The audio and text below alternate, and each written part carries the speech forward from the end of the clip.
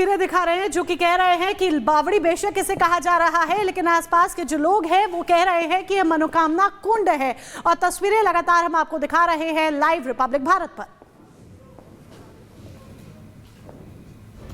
देखिए बिल्कुल, अब देखिए मोनिका, ये तस्वीर आप देखिए, ऊपर से व्यू अब हम आपको दिखा रहे हैं, क्योंकि ये जो सामने बड़ा गेट आपको दिखाई दे रहा है, ये कुंड के देखिए सामने फ्रंट पे बड़ा गेट है। कहा जाता है कि यहाँ पर जो यादव लोग हैं, जब यहाँ पर निर्माण किया गया, मथुरा से देखिए उनका काफ़ी ज़्यादा ताल्लुकात रहा, वृंदावन गए वो वहाँ पर। और ये जो बड़ा गेट है सामने, जूम करिएगा अभिषेक, यहाँ से जानवर यानी कि हाथी और गाय निकल कर आती थी, इस कुंड में पानी पीती थी। यही नहीं, लोग यहाँ पर पहुँचते थे। और ये भी कहा जाता है, मैं इस समय जिस छत पर खड़ा हूँ, अजय ये तस्वीर दिखाइए, लोग यहाँ से कितनी भी ऊंचाई से क्यों ना गिरे, इसके ऊपर भी फ्लोर आप देख रही होंगी, मान्यता ये है कि लोग यहाँ से गिरने के बाद कभी उन्हें आज तक चोटें तक नहीं पहुँची हैं। भीड़ एक बार दिखाइए रिपब्लिक भारत के कैमरे पर, लोग जब यहाँ पर पहुँचे देखने के लिए, और लोग भी काफ़ी खुश हैं यहाँ पर आके, और लोगों ने बहुत कुछ बताया भी। कुछ स्थानीय लोग आए हैं, बहुत जानकारी आपने दी, क्या कुछ कहेंगे इस कुंड को लेकर, क्योंकि आपने तो बहुत कुछ बताया, कुछ लाइव में बताइए हमारे कैमरे पर। है, अगर ये शुरू हो जाए तो कैसा लगेगा? बढ़िया लगेगा, बढ़िया लगेगा। आप लोग भी चाहते हैं कि यहाँ पे लोग आए, पहले की तरह चहल पहल हो? जी जी। देखिए गांव के लोग हैं तो इसलिए थोड़ा सा बोलने में हिचकिचाते भी। आप लोग में से कोई कुछ कहना चाहेगा? दादा क्या बताएंगे, अगर शुरू हो गया कुंड, डीएम की नज़र अगर पड़ी, तो फिर अब तो आप लोग का बल्ले बल्ले हो जाएगा, यहाँ पे लोग पहुँचेंगे, पर्यटन का बहुत बड़ा केंद्र है अगर ये चालू हो गया तो। देखिए अब सबसे अहम कड़ी है कि जिम्मेदारी बढ़ती है सनातन संगठन के जो है यहाँ पर कौशल किशोर जी, क्योंकि इन्होंने बावड़ी को ही लेकर पत्र लिखा था डीएम को, अब इसको लेकर भी पत्र लिखने की तैयारी है। यही नहीं, एएसआई को भी बुलाने की तैयारी में अब किशोर जी हैं। किशोर जी क्या प्लानिंग है इसको लेकर? जैसे कि हमें जानकारी हुई थी, पंडित बाल मुकुंद जी जो अल्मोड़ा के निवासी थे और कृष्ण जी के भक्त थे, वो वृंदावन में 2-2, 3-3, 4-4 महीने वहाँ गुजारते थे। तो 1880 में वो यहाँ आए थे, क्योंकि वृंदावन यहाँ के समीप है, लगभग 200 किलोमीटर दूर है। तो उन्होंने यहाँ स्थान अपना यहाँ बनाया, तो उनके थोड़ा प्लानिंग आई थी कि 1884 में इसका निर्माण करवाया था। ये मनोकामना तीर्थ है, और जो वृंदावन में आप कुंड देखते हैं तो राधा कुंड है और अनेकों कुंड हैं, उसी प्रकार का इसमें निर्माण जब कराया था, तो उससे पहले उसमें पृथ्वी से जल स्रोत इसमें छूट रही थी जैसा बताया गया है। तो हौले हौले जब इसका निर्माण कराया गया, तो यहाँ के लोग मनोकामना तीर्थ के नाम से। एक मैं अहम जानकारी दे दूं, फिर उसके बाद आपको मैं एएसआई को लेकर आप क्या तैयारी कर रहे हैं वो बताइएगा। यहाँ पर जो ये कहा जाता है, जब इसका निर्माण किया गया तो कई बार तो बिल्डिंगें बह गई, क्योंकि वो दौर था 1884 का, जब 2.5 पैसे मजदूरी हुआ करती थी। मोनिका, 2.5 पैसे की मजदूरी देकर 250 मजदूर यहाँ लगे थे, उसके बाद कुंड का निर्माण करवाया गया। एएसआई वाले एंगल पर आपसे बात करूंगा, क्या तैयारी है किशोर जी, एएसआई को लेकर आप क्या पत्र लिखेंगे? क्योंकि ये हमारी सनातन धर्म की ऐतिहासिक धरोहर है ये यहाँ पर। बिल्कुल, तो लोग यहाँ पर अपनी बात रखते हुए नजर आ रहे हैं। सागर, जुड़ने के लिए और तमाम जानकारी के लिए बहुत बहुत धन्यवाद आपका। और इसी के साथ अब आगे बढ़ते हैं, बात दिल्ली की करते हैं, क्योंकि दिल्ली में विधानसभा चुनाव है, और दिल्ली में विधानसभा चुनाव में इमाम टू पुजारी तक जो बयानबाजी है, जो वादों का दौर है या फिर चुनावी रेवड़ी का दौर है आप कह सकते हैं, देखा जा रहा है, और इसको लेकर सियासत जमकर हो रही है।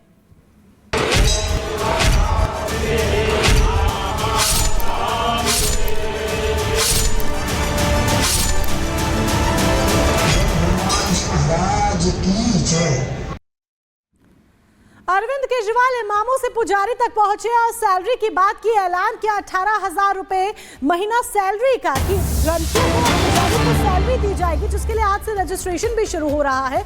तो दूसरी तरफ बीजेपी इस ऐलान पर अब हमलावर हो गई है। दरअसल पोस्टर वॉर की एंट्री हो चुकी है, बीजेपी ने पोस्टर जारी किया है और अरविंद केजरीवाल को चुनावी हिंदू करार दिया है। देखिए तस्वीर आप देख लीजिए, इस पोस्टर को जरा देख लीजिए जो आपकी टीवी स्क्रीन पर इस वक्त है, और सोशल मीडिया प्लेटफॉर्म के जरिए इस पोस्टर को पोस्ट कर बकायदा पलटवार करते हुए, हमला करते हुए भारतीय जनता पार्टी ने अरविंद केजरीवाल को चुनावी हिंदू करार दिया है।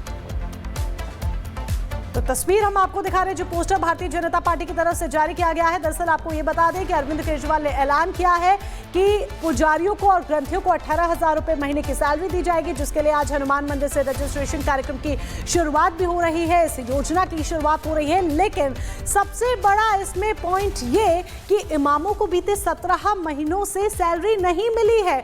जब आपने इमामों को 17 महीनों से सैलरी नहीं दी, तो आप पंडितों को और ग्रंथियों को सैलरी देने का वादा कर रहे हैं। बिंदु आपके समक्ष रखते हुए मैं अपनी बात रखना चाहूंगा और शुरुआत कई पहलू हैं इस प्रेस वार्ता के। सबसे पहले यह कह के करना चाहूंगा कि अब ये ढोंगी फरेबी कट्टर बेईमान पापी आपका कन्वीनर अरविंद केजरीवाल हमारे दिल्ली के बच्चों को भी नहीं बख्शेंगे। पूछ रहे हैं दिल्ली के बच्चे, केजरीवाल क्यों नहीं तुम सच्चे? और यह मैं इसलिए कह रहा हूं, राजनीति अपनी जगह है, लेकिन दिल्ली के बच्चों को ओछी घटिया गंदी राजनीति करते हुए उनका इस्तेमाल करना कोई अगर सीखे तो अरविंद केजरीवाल और मुख्यमंत्री आतिशी मारलेना से। सबसे पहले तथ्य रख दूं आपके समक्ष।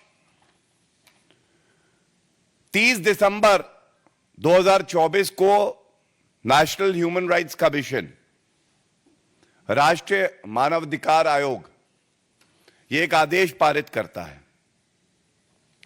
और इस आदेश में जो अरविंद केजरीवाल और आतिशी मारलेना ने हमारे मासूम बच्चों का वीडियो डाला है, उनको राजनीति में ढकेला है, यह मैं आपके समक्ष बड़ी जिम्मेदारी से रख दूं, उल्लंघन है जुवेनाइल जस्टिस एक्ट का 2015। एक दूसरा, 5 फरवरी 2024 को इलेक्शन कमीशन ऑफ इंडिया की गाइडलाइंस आई कि कोई भी राजनीति में बच्चों का कोई वक्तव्य, उनकी उपस्थिति, उनके द्वारा राजनीतिक बयान देना, इस तरह की गतिविधि नहीं होनी चाहिए। लेकिन बड़े भारी मन से मैं ये कहता हूं, और ये शब्द हैं नेशनल ह्यूमन राइट कमीशन के, जिसके मेंबर ने आदेश पारित किया है कि ये जो एक्स पोस्ट है आतिशी मारलेना और अरविंद केजरीवाल की,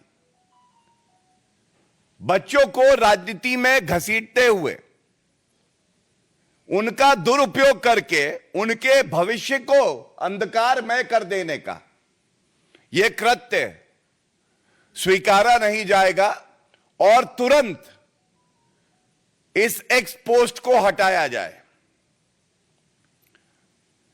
एक्स पोस्ट को हटाया जाए, लेकिन जैसा मैंने कहा, ढोंगी और फरेबी, झूठे और मक्कार अरविंद केजरीवाल ने अभी तक इस एक्स पोस्ट को नहीं हटाया है।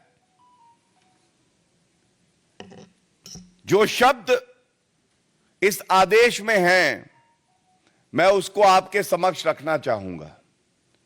The participation of children in political campaign activities raises serious concerns. Raises serious concerns. दूसरा, deeply concerned. The National Human Rights Commission is deeply concerned about such expos.